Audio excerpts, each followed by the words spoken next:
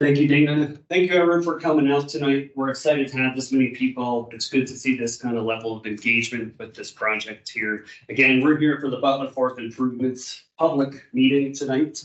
I am Jeremy Gator. I'm a project manager in the capital improvements section here at the city. I'm the city project manager for this project.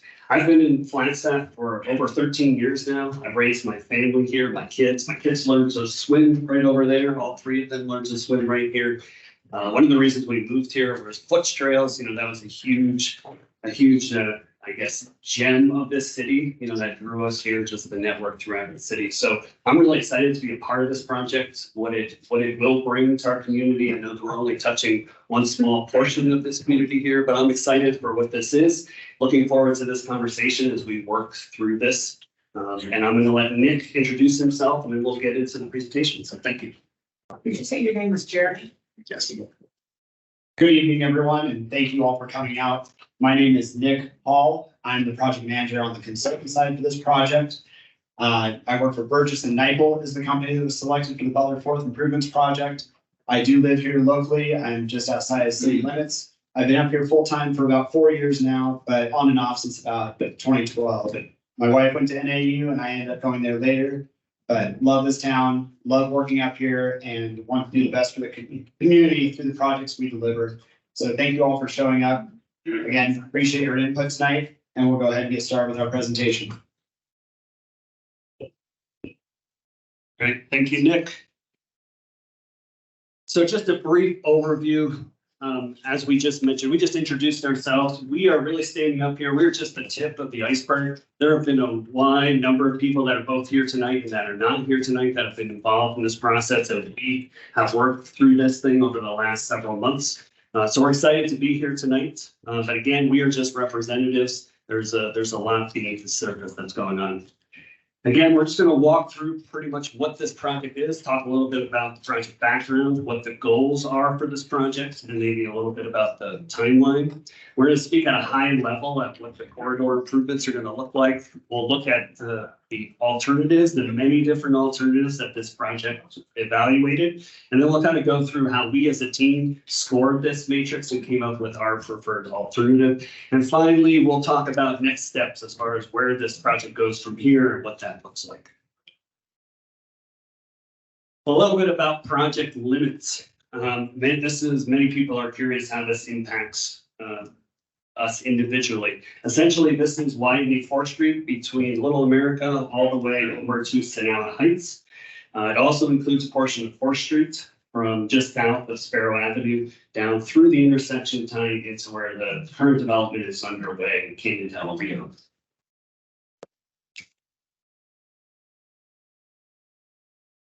This project was originally actually 2 projects. It was for years in our budget as the Butler Avenue widening project. It was also the 4th and Butler intersection improvements project. It's been combined. It's being funded by both the old transportation tax, which was passed back in the year 2000, and the new transportation tax, which was renewed in 2018 and became effective in 2020. There's also a significant portion of developer contributions. So as you've noticed, this corridor has developed over the past several years. Many of these developers have contributed cash in lieu contributions. So in lieu of them going out there and building sidewalk, curb and gutter that we would come through and pull out and replace, they have contributed money so that we would go and build the final improvements when we come through with this project that will address the entire corridor. A few things, we're not going to spend a ton of time on some of the points of the project as a whole, but a couple of things we do want to point out. So the Butler Avenue and Harold Ranch Road intersection is going to change pretty significantly. That intersection will become a roundabout. This is driven largely by access control. So you're all familiar with the raised medians that have come up on our roads across town. That will be a feature throughout this corridor. That will prevent large trucks from being able to make left turns out of the Little America truck stop. If you drive through this area now, you're pretty familiar with how trucks block traffic, gate those movements. That ability is going to be going away. So what will have to happen is trucks will have to make a right turn out of Little America. They will have to proceed down to the roundabout, which will be located roughly at the western limits of where Black Marks is.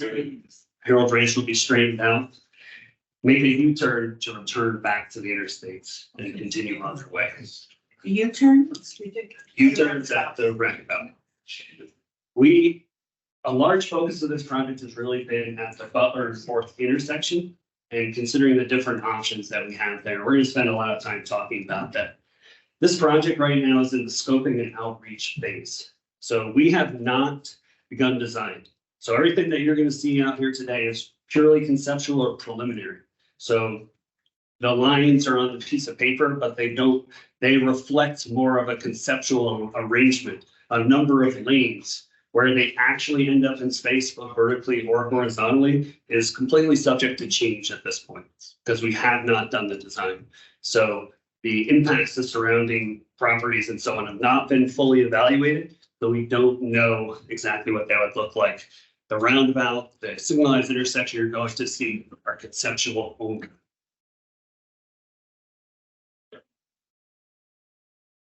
So as we started, we mentioned there's been a lot of development through this corridor over the last several years. If you've been through there, you've noticed this. What we're seeing here, this is just a project map, which shows roughly what's happening and what's about to happen. So the green areas are currently developed. These are all existing. The pink salmon in the middle, that is Canyon Del Rio, that is currently under construction, and the orange are anticipated future developments. Canyon Del Rio is a big one. You've seen this. The roads are being built right now. They're actively building some of the homes out there right now. This is roughly 1,500 units, townhomes, apartments, single family homes. And to put that in perspective, that is roughly equivalent to another country club development. This one's a bit more dense than country club is, but it's a significant amount. There's also a retail component to this. And the retail component is several 100,000 square feet, which is roughly equal to about 3 of our current Fry's shopping centers that we have on Schweitzer. Project goals. So this is where we started. This was foundation for the entire project team, was what is this project all about? And when we did our initial charter, we all agreed on this statement effectively, that we were going to improve facilities for all modes and all users of this corridor. As we work through this process, we have to evaluate how we can consider and tie into the existing policies and plans and standards that this city has. Those include the regional plan, and the regional plan dictates that we would increase road capacity to follow planned zoning and development. There's the carbon neutrality plan that the city has adopted, active transportation master plan, and finally metro or mountain lines transit plan. At the end of the day, this is really about achieving the highest level of safety for all users. And that really comes down to what the acceptable number of deaths are, which is 0. And I'm going to let Nick speak a little bit more about that. Thank you, Jeremy. So for this project, through the scoping, as we've mentioned, and into design, we'll be applying the safe systems approach, which is part of this goal of Vision Zero. As Jeremy mentioned, that over time and in the past, there's been accidents happen. While things may happen out there, the goal is 0 fatalities. 1 or 2 fatalities is not acceptable. The goal is 0. So Federal Highways has adopted this approach. This is something as a company we use quite often in our projects, and we champion this piece that yes, safety is paramount. Safety is the most important thing we can do. So this is looking at all users of the corridor. As we know, working in Flagstaff, we have vehicles, we have pedestrians, and we have bicyclists, and that needs to be preventing death across the board. So the safe systems approach, there are many principles that we use as engineers in design, but something you'll see in the upcoming slides that's one of the key principles of this project is separation of time and space and energy. And what that means is just removing those conflicts away from each other, vehiculars and pedestrians. You'll see how we approach that with the cross section of this project, and as we're working to improve that with the intersections of this project as well. Thank you, Nick. So this is where we start. This is our typical cross section for a minor arterial. Both 4th Street and Butler Avenue are minor arterials, and this is just the street classification based on functional use. So this is arterial. It is going to see a lot of cars, trucks. Both 4th Street and Butler are truck routes, an important consideration. This is where we start. So this is your typical cross section. This has a center median that's raised. It's got two 12-foot travel lanes. It's got the on-street bike lane. It's got the vertical curb, and then it has a 5-foot wide, we call it a parkway, but this is often gravel, and they have landscaping on it and so on. And then, of course, we have a 6-foot sidewalk. This is our typical section for this roadway. As a project team, we made the decision very early on to do what we could to address a number of things. One, to enhance our facilities for bicycles and pedestrians, and two, to address speeds along the corridor. What we have here, I'll just walk you through what this actually shows. The changes from what we just showed. We still have that center landscape median, but we now have, instead of two 12-foot lanes, we have two 11-foot wide lanes. There's no longer an on-street bike lane. That has been removed from the roadway, so we now have a curb and gutter. So we have a much smaller cross section for vehicles. We have the vertical gutter. We still have that 5-foot parkway landscaped area, and then we have a 5-foot bike lane and a 6-foot sidewalk that are right next to each other. So it's effectively an 11-foot wide pathway that will be on either side of the road throughout this corridor. This is important for a number of reasons. As we mentioned, speed matters. We know that vision zero, one of the primary tenets there is how do we reduce speed? Because we know that when we have higher speeds and something bad happens, we have worse outcomes. Fatalities, we'll talk about this in a moment, jump dramatically as speeds increase. Landscape median provides some visual obstruction. It's also a vertical barrier. The bike lane not being on the street also rounds that space as well, makes it a little bit narrower. The 11-foot lanes also shave off a little bit of that space. We drive the speed that's comfortable. This will still meet standards. However, this will not feel as comfortable as a more typical cross section, the cross section that we started with here. What's that a view of? That is the cross section. So Where is that? well, we can address any questions towards the end. Thank you. This is a zoom in on what that off-street bike lane is. So we've got nearest the street, 5 foot. This is a directional bike lane. So on each side, bikes are going in direction of traffic. And then there is the 6-foot sidewalk. There's the landscaping. So this is the feature that's throughout the corridor. One of the things that we mentioned here is we have all users, right? And it runs the full gamut. We have people that are not comfortable being on street, all the way up to semi-professional bikers who are quite comfortable actually being out on the street and mixing with traffic. So it's important to understand that we have this wide range of users. Of course, we do need to accommodate our most vulnerable users, and this facility is really there to support that. The next thing that we want to talk about, I mentioned this briefly, that speed matters. And this graphic shows, now this is at 20 miles an hour. This is if a pedestrian is hit by a vehicle. At 20 miles an hour, that's the car going 20 miles an hour at the time of impact.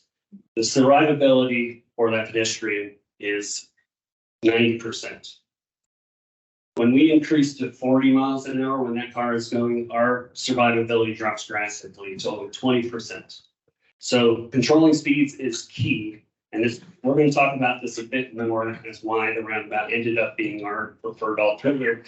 Roundabouts are extremely effective at slowing speeds. One of the things that's on the slide, it calls out protected intersections. So protected intersections often gets thrown out there in relation to signalized, and we're going to talk about what exactly that means. But there are some of these treatments that will apply whether it is a roundabout or whether it's a signalized intersection.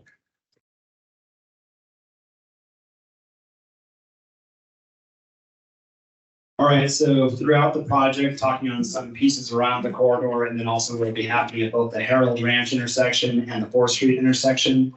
Talking on the rectangle, the rapid flashing beacon setups, the yellow flashing lights that we see across town for pedestrian crossings. We'll be implementing these at pretty much all the crossings for pedestrians in this corridor.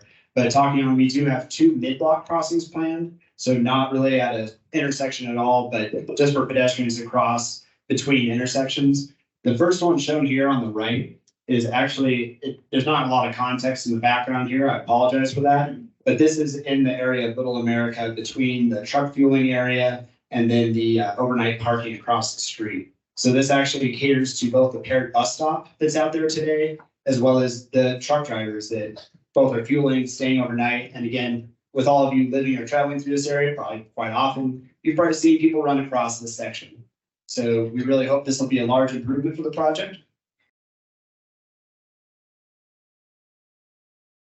Sorry, one more note on this too, that you've probably seen there's a new intersection coming in between Harold Ranch and 4th Street. There'll also be one of these crossings at that new intersections as well. So taking a look at the existing bicycle and pedestrian network. So this is taken directly from the city's FOOTS network or FUTS network. I always pronounce it a little bit in between, but the FOOTS network, this is the existing condition out there. And I think we can all agree that, yes, the area of this project is a ride with caution. That it's a little bit interesting to take a bicycle down this corridor as is today. But the improvements that Jeremy showed earlier with the off-street improvements, really taking pedestrians and bicyclists away from traveling vehicles. We added this buffered path in here and just showing the limits of the improvements connecting into the rest of the network in this area. Okay, this slide is coming back to, again, head bike crossings, but also pairing that with the mountain line, the transit stops.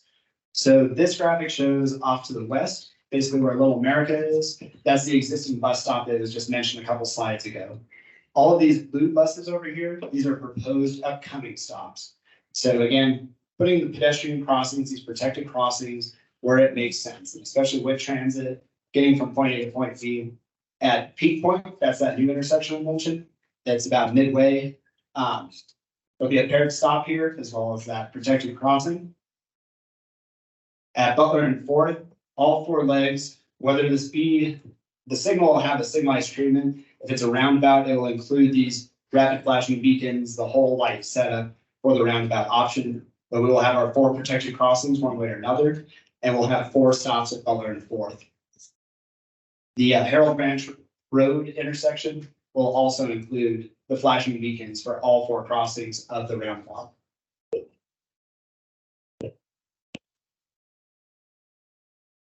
All right, thank you, Nick.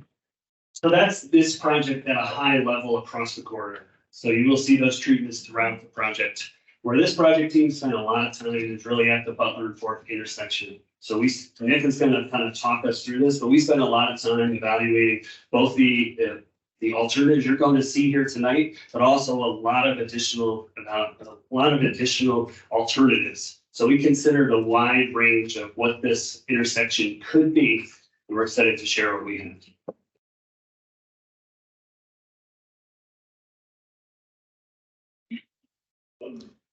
Okay, so quickly working through the process that we've been working on the scoping of the project for about 11 months, a year now, that we had an initial alternatives workshop to what are our alternatives to the Butler-Fourth intersection, as well as looking at the Harold Ranch intersection. A total of 11 alternatives were ultimately developed.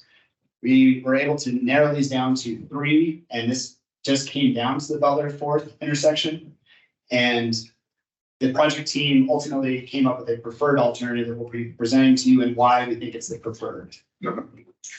Something to note on this slide, there is a slide later that comes back to this, but this was not done in a small closed room of just engineers thinking like engineers, and yeah, we think we're the best. So through this project, we had, oh, sorry, can I borrow that real quick?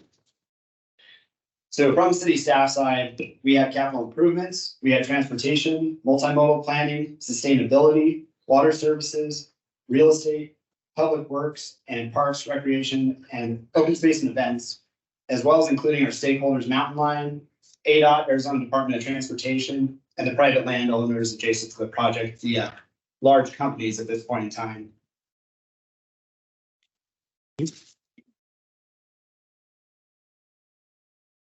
So 2 alternatives that do not make it down to the final 3 that we do want to mention and present to you all today, because we have seen and heard quite a bit of can it just be smaller. So we're going to talk on these real quick. That we had a 5x5 signalized intersection. And just to let you all know, as we go through this, what exactly does that mean? The nomenclature we use for the signalized intersections is basically lanes wide by lanes wide. So it's 5 lanes east-west, 5 lanes north-south, roughly.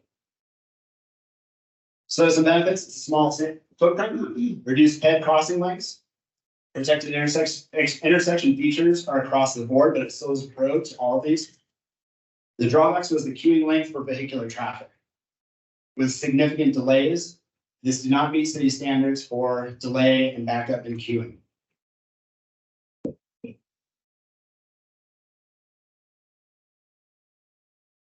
The other alternative that we want to present before going into the final 3 was a 2x2 roundabout. And again, more nomenclature. 2x2 in this instance refers to the circulating lanes in the roundabout, north-south, east-west. So basically there's 2 lanes all around here, all around it, roundabout in this case. Benefits, again, reduced pedestrian crossing lengths, reduced likelihood of high severity crashes. We talked earlier, Jeremy touched on about the speeds. With a signalized intersection, yes, it getting congested or red light, people should be slowing down, but we do still have some red light running up here. We have people that they maybe don't judge the yellow as well as they should, but so we do have that issue that if you run a red light, you may be at the speed limit, you may be speeding already, you may have gone 5 or 10 extra. That's a real concern, especially if someone starts to get out of the crosswalk early. But it's a huge concern, as Jeremy brought up earlier, already the 40 miles per hour. So with a roundabout, we have geometry and curb and concrete to force vehicles to slow down. With geometry, we can get vehicles down to about 15, 20 miles per hour, just based on making them, not if they choose to or want to, they need to come down to 15, 20. Drawbacks on this alternative was with all roundabouts, we do get slower speeds. We do get lower fatalities.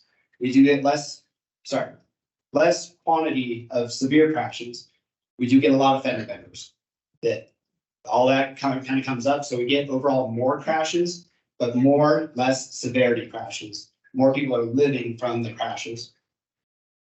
Also, this intersection did have significant delays. And again, queuing backing up with traffic. So before we move on from that, just to speak a little bit more about level of service delays there. That's not necessarily a term that's going to mean a lot to a lot of people, but it's a measure of delay that will happen. It is how the city evaluates whether or not an intersection properly functions, or at least meets our engineering standards. The 5x5 that we just looked at had significant delays, so it would have come up with a level of service of F. The 2x2 roundabout would have been level of service D as an average. However, we have to look at individual movements, and this had, I believe, 3 total movements in the morning that failed, and that may not mean a lot to you at the face. So, but basically it means that the 5x5 was significantly deficient. The 2x2 slightly deficient. Thank you, Jeremy. So this takes us to our 3 alternatives that makes that kind of second round where you're trying to really take a multidisciplinary review of all the different considerations we need to take for these intersections. And we'll get into, after we present the alternatives, that kind of table in the categories we looked at to ultimately pick the preferred alternative. Before we move on, I just want to step back to those 2 alternatives we just talked about or looked at. We are, as a project team, evaluating whether or not either one of those would be a candidate for a phased approach. So whether or not we could build a smaller intersection now that we would build larger later. There's a lot that goes into that decision. It's not as simple as just building small now and increasing later. We don't have any information or answers on that tonight. We will be in front of City Council on November 7th. That's currently where we're slated. We will have some level of answers when we get to City Council at that time. So we encourage you to stay engaged through that process. Come out for that. So we will have more information on that as an option. And it will be one of the things you can provide feedback on in that survey. Thank you. Thank you, Jamie. Okay, alternative A is a 7x7 intersection with signalized, so it's 7 lanes wide in both directions. Alternative B is 6 lanes wide in each direction. Zooming in to kind of the crossings, just to talk about what does the actual features look like at the crossing, not so much the actual intersection itself. But as Jeremy mentioned earlier, we're implementing protected intersection features. So one of the biggest pieces to point out is the curvature for the right turning vehicles is significantly reduced from what we've historically done, and not we as Flagstaff, partially up here, but nationwide, that, hey, the bigger the curve we make here, it's easier for me to make a right in my car.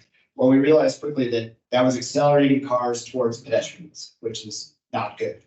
So tightening up that curve there forces vehicles to make right turns at a slower rate of speed, again, helping the safety aspect.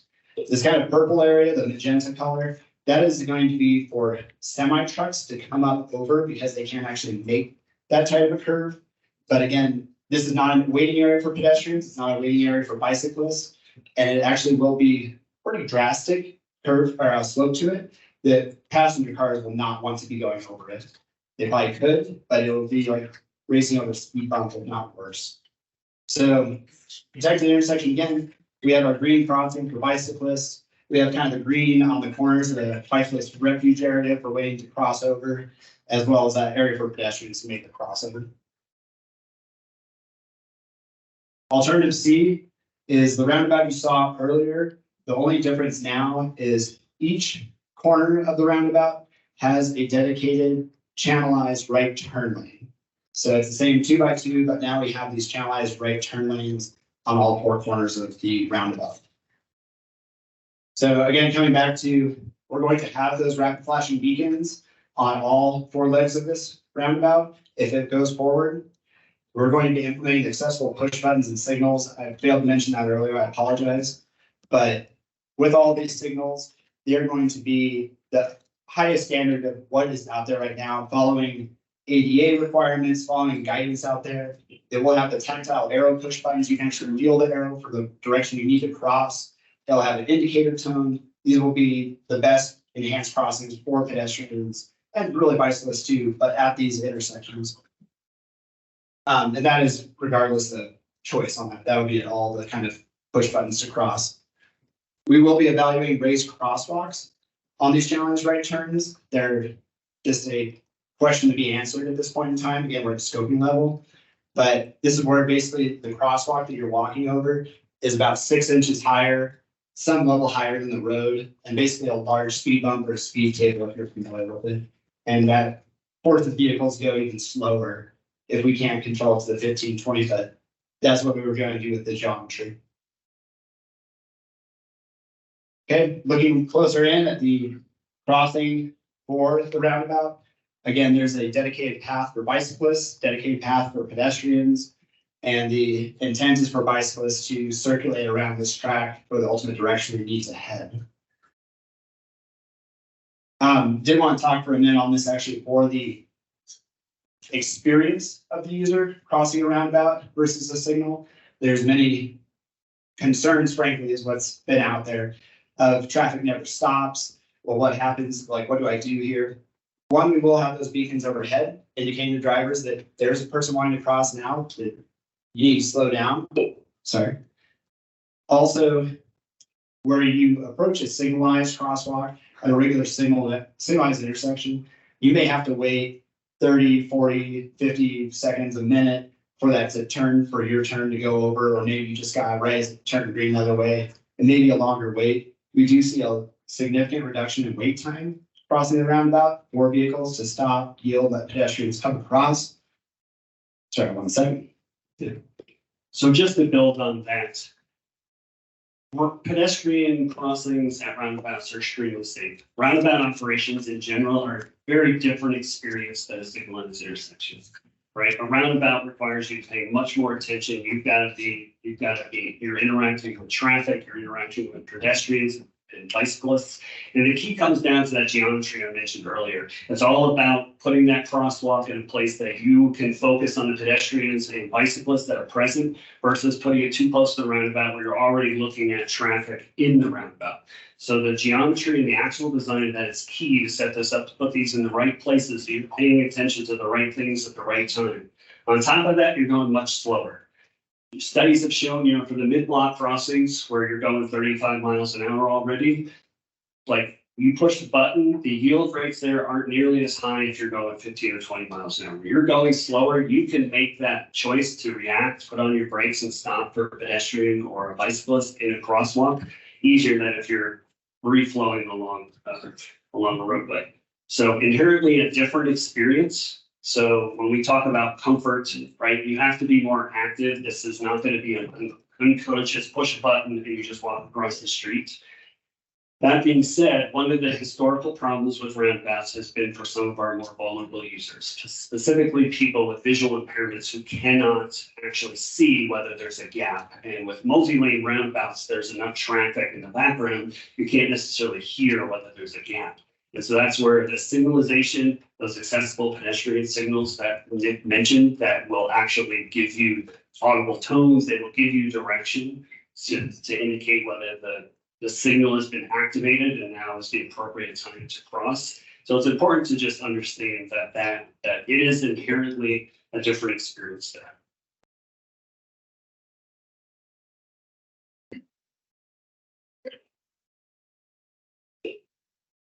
So that takes us into the scoring criteria that we use to look between these three alternatives of which should be the preferred alternative.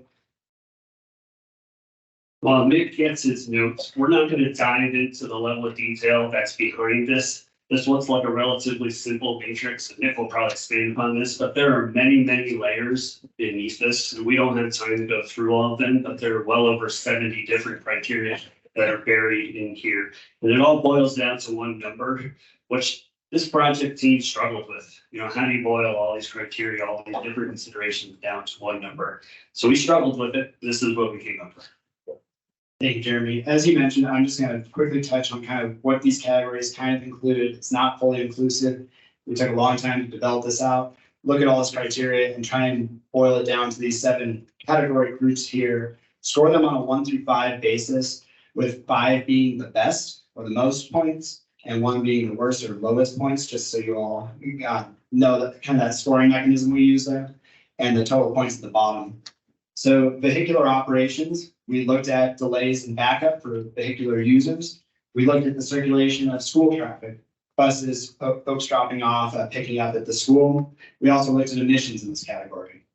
The second category for truck circulation, this is primarily focused on semi-truck traffic navigating the intersection and getting around familiarity. That's where we use the scoring in this category. Transit accommodation, this is working closely with Mountain Line. One of our biggest challenges for this intersection is there is a diverging path, I guess is the correct term, but sometimes, it would be eastbound traffic coming towards 4th from the interstate, basically, that some points in the day, the bus needs to make a left and go up 4th. Sometimes in the day, it needs to go straight through and continue on Butler. So accommodating that change and for the bus to be able to make that movement was it was a challenge. That for a bus to pull all the way over on the right from the 7-lane intersection and be able to make it over to a turn lane, that was a challenge. So that reflects the scoring here. That was transit accommodation. Pedestrian and bike circulation. In this category, we looked at comfort of pedestrian and bicyclist users, as well as accessibility of the project, looking at the intersection and the corridor improvements. Number 5 was the predicted crash frequency. Again, here, as we mentioned earlier, for the roundabout, more crashes overall, less severe crashes, but that's evaluating through those different criteria for 5. 6, the pedestrian bike interface. 4 was more the comfort level. 6, we were looking at more at the safety. So crossing lengths, the type of crossings, and then the Vision Zero applications to the alternatives. Number 7, the cost of land impact category. This looked at the amount of real estate that would be needed for each intersection, as well as the construction costs, construction time, delay, impact on the community, and the maintenance costs as well. So ultimately, the alternative C scored the highest points and became the preferred alternative from the staff evaluation.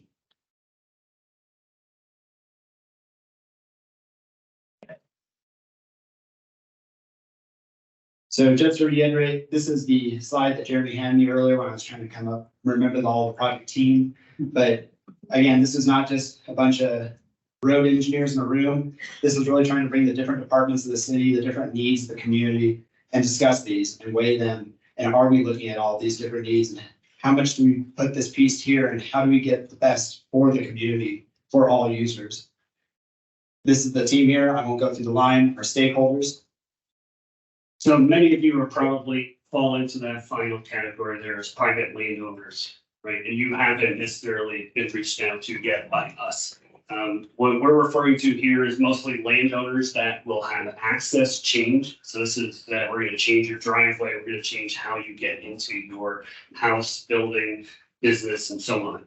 So if you that is the primary. Most of these exist on Western end. So they're Little America. There's some mobile gas station there. And there's black bars. These are historically business that have been here historically. We're changing their access, and we have to work through that process to make sure that we meet their current and future business needs and so on. So if you're on that list of people that are project adjacent and you're not sure how this impacts you, we haven't gotten there. We haven't done the design. We don't know exactly how what we've described here tonight will impact you. It won't change your access, but whether or not there is additional right of way or something like that that is needed to support this cross section has not been evaluated yet. So when that time comes, you will be looped in, you will be made aware of that. Overall, the right of way needs for this project are largely in the area of potentially Little America or at the intersections themselves, just because of the size of the intersection. And finally, before we're about to open this up for kind of public question and answer here, but we do want feedback. So there is a survey that's live right now. If you're on the mailing list for community forum, you might have already seen this. We will actually have some tablets up here in the front where Nick and I have been presenting when we get to the breakout session here a little bit. So if you want to take that survey now, you can do that by way of those tablets. We've got QR codes. We encourage you to work through that, provide your feedback. It allows you to rank the alternatives you just saw. It allows you to weigh in on some smaller alternatives you just saw and weigh in on the possibility of phasing and just your priorities for this project and this corridor. So we encourage you to fill out that survey. It's open until midnight on October 29th. So you've got a little bit of time to take it, but we do encourage you to do that and then stay engaged with this process, right? We're going to City Council November 7th. So if you want to be engaged with that, show up then and engage. And certainly, depending on the direction we get from City Council in November, our plan is to actually go into the design phase. So actually start figuring out where this actually goes and what has to change. We didn't really talk about it. One thing I did want to mention is that the Butler-Fourth intersection is going to raise substantially vertically. So if you live here, you've seen that floods at times. This will raise as much as 6 to 7 feet and we'll have conveyance underneath it. So it will not flood during those high flow events. This is downstream from the museum fire watershed. And so that is one portion of this project that we didn't talk about.